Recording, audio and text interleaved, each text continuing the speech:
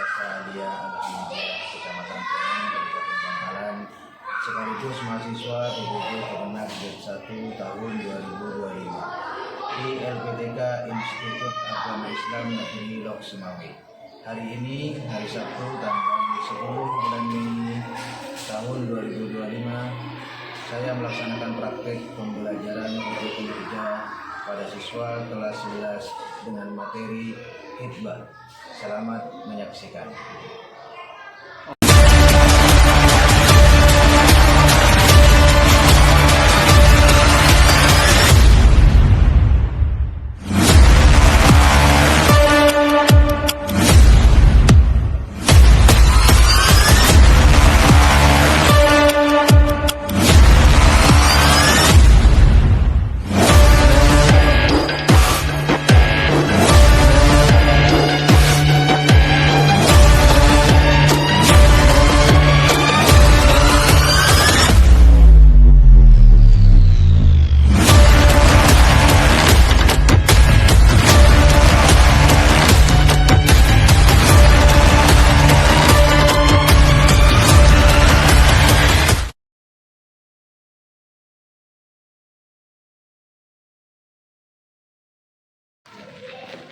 Assalamualaikum warahmatullahi wabarakatuh. Waalaikumsalam warahmatullahi wabarakatuh.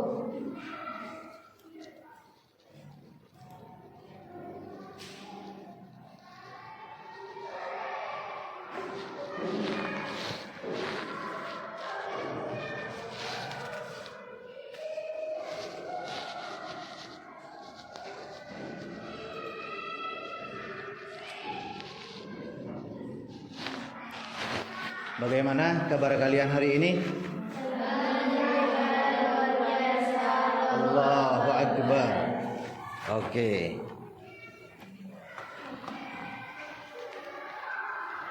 Sehat-sehat semua?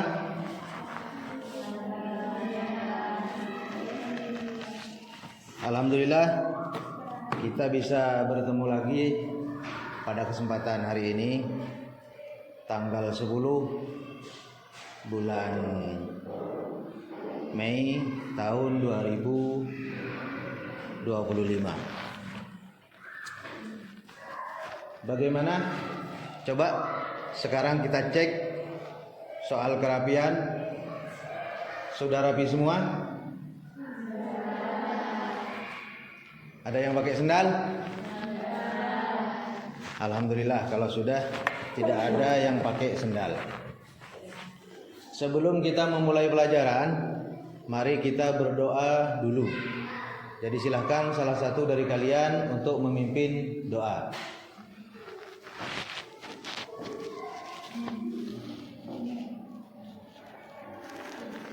Ayo dipimpin. Ayo dipimpin. Sebelum memulai pelajaran, mari kita berdoa bersama-sama. Doa mulai. Bismillahirrahmanirrahim. Raditu billahi rabban wa bil islami dinan wa bi Muhammadin nabiyyan wa rasulan. Rabbi zidni ilma warzuqni fahma bi rahmatika ya arhamar rahimin. Alhamdulillah, mudah-mudahan pelajaran ke depan yang akan kita hadapi diberikan kelancaran dan kalian juga bisa menyerap apa yang saya sampaikan. Amin amin ya rabbal alamin. Sebelum kita memasuki materi, kita tunjukkan rasa nasionalisme kita kepada para pahlawan, kepada para pejuang kita terdahulu untuk menyanyikan lagu Indonesia Raya. Silahkan kalian berdiri.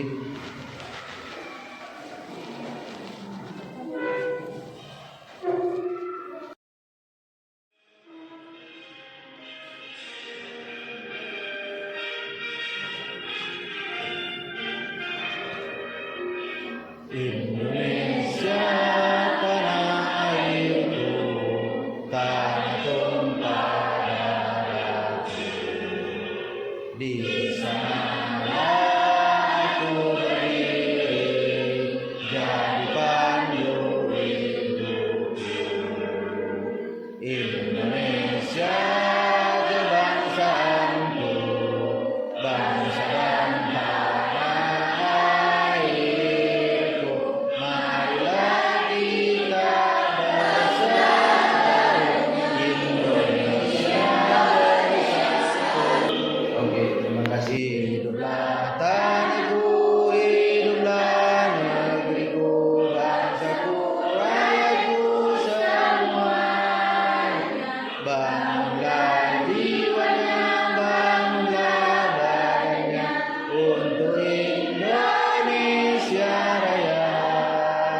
Indonesia Raya merdeka, merdeka tanahku, negeriku yang ku cinta. Indonesia Raya merdeka, merdeka, hiduplah Indonesia Raya.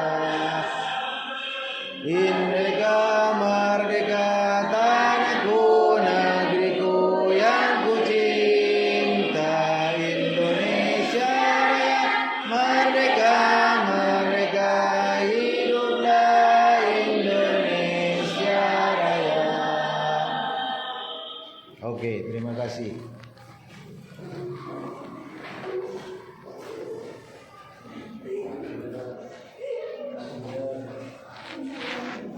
Sebelum kita mulai pelajaran,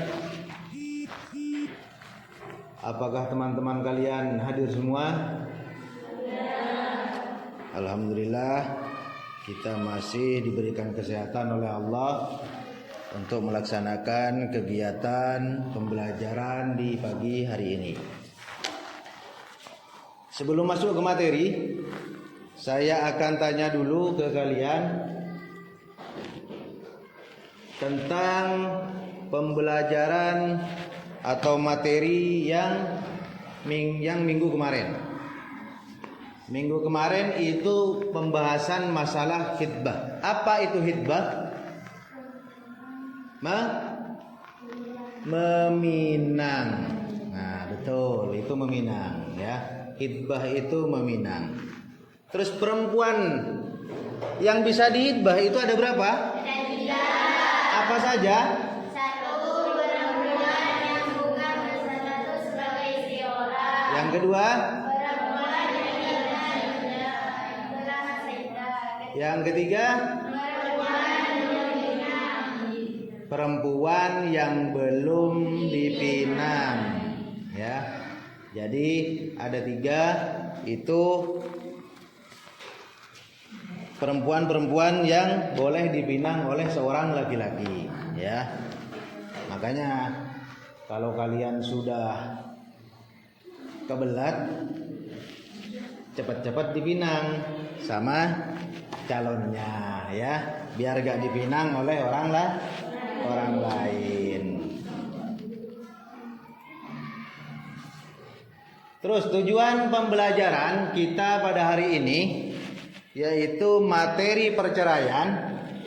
Kalian menganalisis dasar hukum Al-Quran dan hadis dan hikmah disyariatkannya talak dalam Islam dengan benar. Itu yang pertama. Yang kedua, mengklasifikasikan macam-macam talak berdasarkan syariat Islam dengan tepat.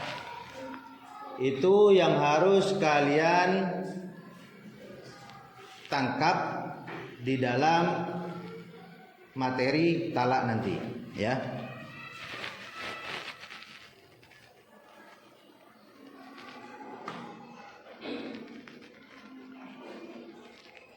Ada yang tahu tentang talak itu apa?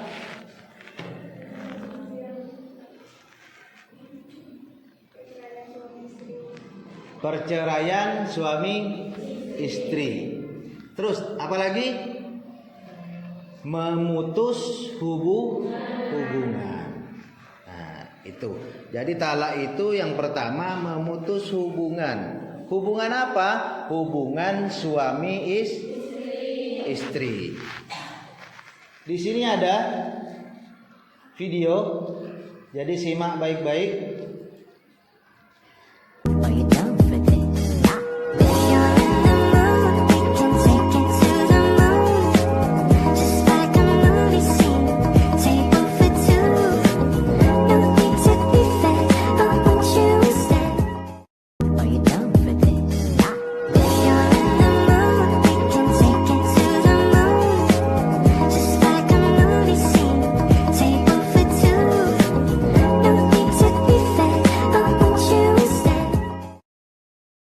Sudah.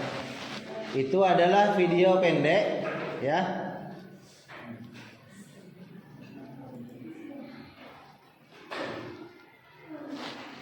tentang perceraian. Yakni perceraian itu kalau dilihat dari video tadi, apa yang dapat kalian tangkap atau pembelajaran apa yang kalian bisa ambil atau hikmah apa yang ada di dalam video tersebut? Yang pertama, dalam video tersebut imbas dari perceraian itu adalah anak. Jadi anak mau dibawa kemana? Itu imbasnya, ya. Makanya suatu saat kalau kalian menikah, bercerai ataupun tengkar, jangan di depan anak, karena itu mencakup mental anak, ya. Pengertian talak, ini talak. Talak secara bahasa berarti melepaskan ikatan. Secara istilah atau syariat, talak adalah melepaskan ikatan pernikahan dengan lafaz tertentu, baik secara jelas syar'i maupun sindiran kinayah. Jadi yang saya sebutkan tadi bahwa talak itu memutuskan antar hubungan dua orang, ya. Kalau anak nggak ada putusnya, ya, tetap nggak ada. Terus hukum talak, asal hukum talak adalah mubah boleh, namun dalam kondisi tertentu hukum talak bisa berubah menjadi satu sunnah jika perceraian membawa maslahat lebih besar. Wajib jika suami tidak mampu menjalankan kewajiban rumah tangga dan menyebabkan mudarat. 3. Haram jika menceraikan istri tanpa alasan syar'i atau saat istri haid. Makruh jika menceraikan istri tanpa sebab yang jelas. Jadi itu hukum-hukum talak itu bisa dikategorikan 4, ya, tergantung kita yang menyikapi. Itu yang terjadi di masyarakat, ya. Terus sekarang di saya ini ada soal latihan untuk kalian masalah bab perceraian. Jadi silahkan, ini bisa dijadikan 3 kelompok. Ini ada 3 soal untuk kalian nanti dijawab, ya. Nanti dipresentasikan di depan. Ini beda-beda semuanya.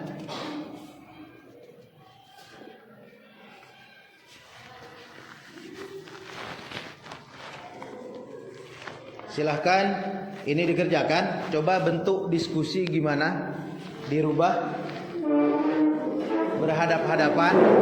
Yang 6 itu berhadap-hadapan.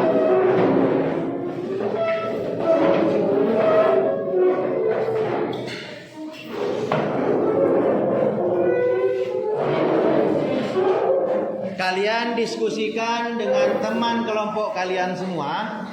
Nanti salah satu di antara kalian, 3 kelompok ini mempresentasikan ke depan, ya. Paling tidak jangka waktu hanya 5 menit. Untuk kerja kelompoknya kalian saya kasih waktu 15 menit.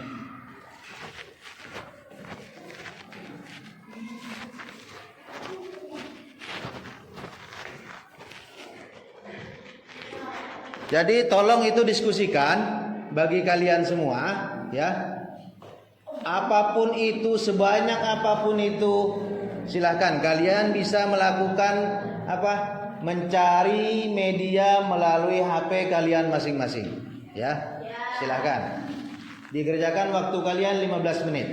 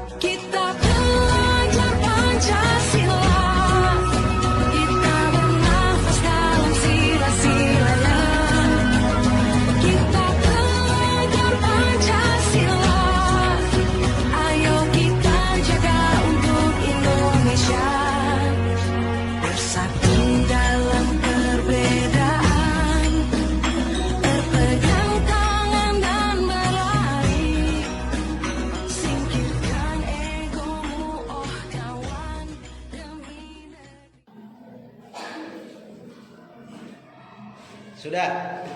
Silahkan presentasikan kalian ke depan satu persatu, ya. Silakan mulai dari sebelah sana. Presentasikan dulu ke depan.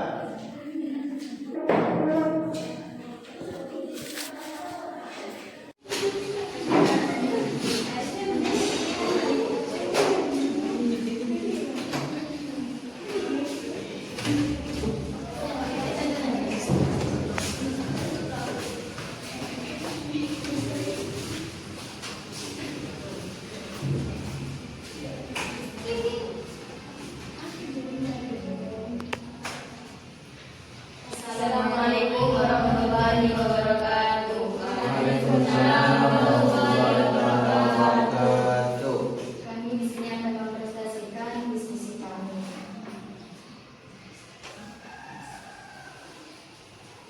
Pertanyaan: jika seseorang laki-laki telah mengumumkan kepada orang lain bahwa dia ingin mentalak istrinya, apakah talak yang terjadi? Dia belum mengucapkan talak, tapi dia akan mengucapkannya dan dia sedang berniat. Hanya saja belum dilaksanakan. Apakah pernikahannya masih berlaku? Jawabannya, talak ini tidak terjadi selama pihak suami belum mengutarakannya dengan kata talak, karena niat saja tidak cukup untuk menjatuhkan talak.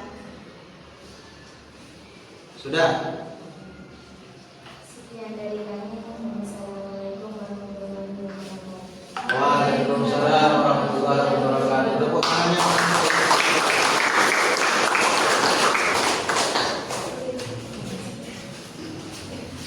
Assalamualaikum warahmatullahi wabarakatuh. Waalaikumsalam warahmatullahi wabarakatuh. Kami dari kelompok 2 ingin presentasikan hasil kerja kelompok kami. Pertanyaan: apakah bisa jika suami saya mengatakan kepada saudara laki-laki saya, saudara perempuanmu sudah ditalak? Jawaban: jika seorang suami berkata kepada saudara iparnya, saudarimu sudah ditalak, dan yang dimaksud adalah istrinya, maka dia sama dengan misalnya, istri saya ditalak, maka talak pun jatuh kepadanya. Tidak ada syarat dalam talak bahwa dia harus diucapkan di hadapan istrinya atau didengar oleh istrinya. Talak yang terjadi di sini adalah satu kali talak suami boleh kepada istrinya jika masih berada di dalam masa iddah, jika talak tersebut masih berstatus talak satu atau talak dua. Sekian presentasi dari kelompok kami. Assalamualaikum warahmatullahi wabarakatuh. Waalaikumsalam warahmatullahi wabarakatuh. Tepuk tangannya.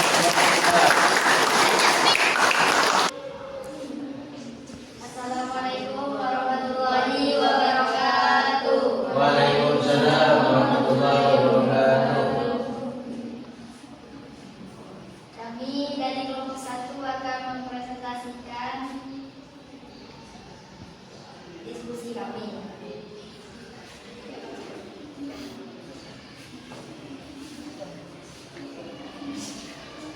Sebutkan soalnya itu sebutkan. Pertanyaan: terjadi perselisihan antara diriku dengan istriku. Saat istriku waktu itu dalam kondisi haid, maka saya katakan kepadanya, anggap saja dirimu sudah diceraikan setelah suci. Dan saya memang tidak menceraikan setelah suci. Maka setelah bersih saya tidak menceraikan dan tidak menggaulinya. Saya mengatakan pada diri sendiri, jika saya telah menceraikan. Dr. Khalid Al-Musyaiqi dan beliau menjawabnya, alhamdulillah, ucapan semacam ini tidak disebut talak atau cerai, karena maksudnya adalah rencana menjatuhkan cerai di waktu yang akan datang, dan dia tidak menjatuhkan cerai kepadanya. Sudah. Oke, tepuk tangan untuk satu. Jadi diskusi tadi itu mencakup dari macam-macam talak tadi. Ucapan berdasarkan lafaz talak syar'i jelas. Ucapan langsung seperti aku ceraikan kamu tidak perlu niat, langsung berlaku. Jadi itu sudah dijelaskan tadi, ya. Kalau toh memang itu memang jelas dan sudah diniatkan dan sudah dilafalkan, maka itu jatuh talak. Yang kedua, talak kinayah, sindiran, ucapan sama seperti pulanglah ke rumah orang tuamu. Memerlukan niat untuk memastikan sebagai talak. Jadi kalau cuman lafaz hanya disuruh pulang saja, itu maka tidak terjadi talak itu ya. Tadi kan sudah dipresentasikan semua oleh teman-teman kalian, mulai dari kelompok 1, kelompok 2, kelompok 3 itu mencakup dari talak yang kinayah dengan talak yang syar'i ya, itu.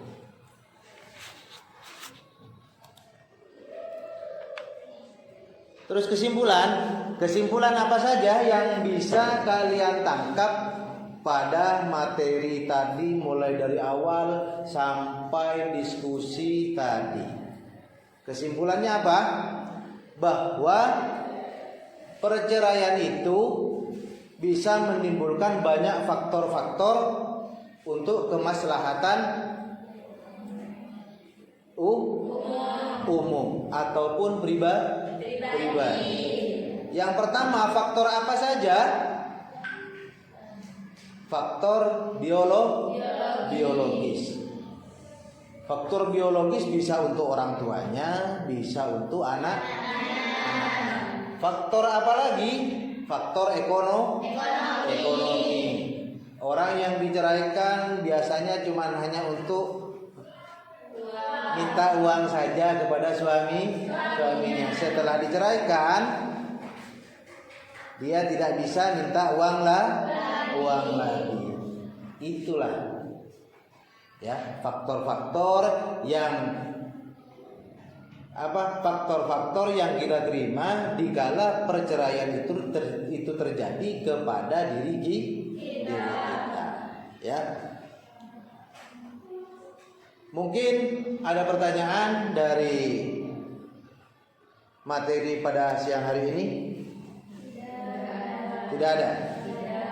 Alhamdulillah mungkin sudah paham. Ini ada pekerjaan rumah untuk kalian selesaikan. Minggu depan kita presentasikan lagi sebelum materi kita dimulai. Oke?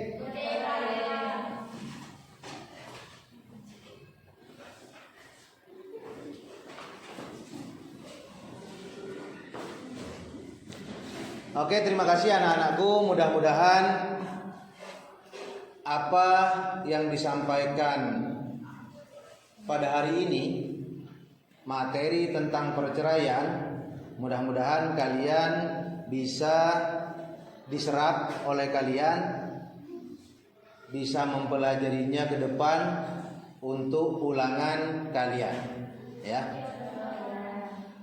Jadi besok minggu depan saya akan tanyakan lagi masalah bab perceraian. Sudah paham semua tentang perceraian? Oke, terima kasih karena sudah mengikuti mata pelajaran fikih pada siang hari ini. Terima kasih banyak. Mudah-mudahan ilmu kalian bermanfaat. Mari kita tutup pelajaran pada siang hari ini dengan bacaan Alhamdulillahirabbil alamin.